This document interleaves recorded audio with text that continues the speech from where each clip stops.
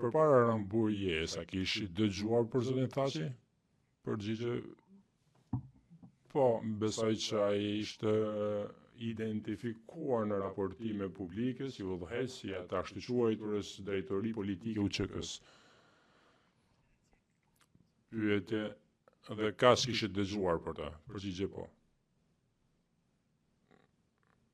Pyetje, në atë kohë dinit kush ishin themeluesit e UÇK-s?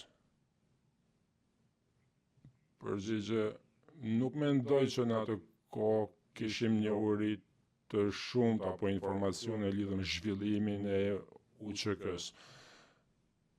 Dhe kjo deri në gjatë vitit 1998 dhe fillim të vitit 1999. Pra nuk e dinit nëse zoti Thaçi ishte themeluesi i UÇK-s, përgjigje nuk e dija.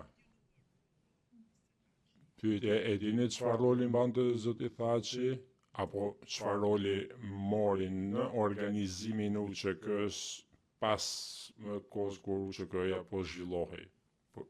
Nuk përgjigje nuk e di. Pyetje, a e dini nëse zoti Thaçi ishte një prej anëtarëve të parë të shtabit të përgjithshëm të UÇK-s? Përgjigje, nuk mendoj që në kohën kur jemi takuar me zotin Thaçin në Mons, ai nuk besoj që ai ishte identifikuar si një person apo udhëheqës apo komandant i shtabit të përgjithshëm. Ai ishte identifikuar si një udhëheqës dhe po citoj i drejtorisë politike të UÇK-s, që do të ishte diçka e ndarë natyrisht nga shtabi i përgjithshëm. Pyetje, e kuptoj këtë.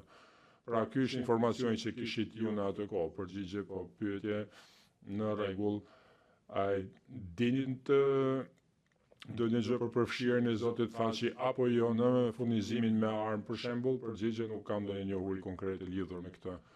Pyetje, dinit nëse ai ishte i pranishëm gjatë veprimeve ushtarake të UÇK-s? E kam fjalën për shembull në Bardhin e Madh,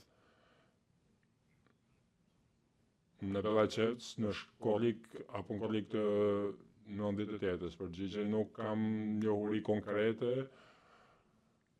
se çfarë mund të ketë bërë ai në 98-ën.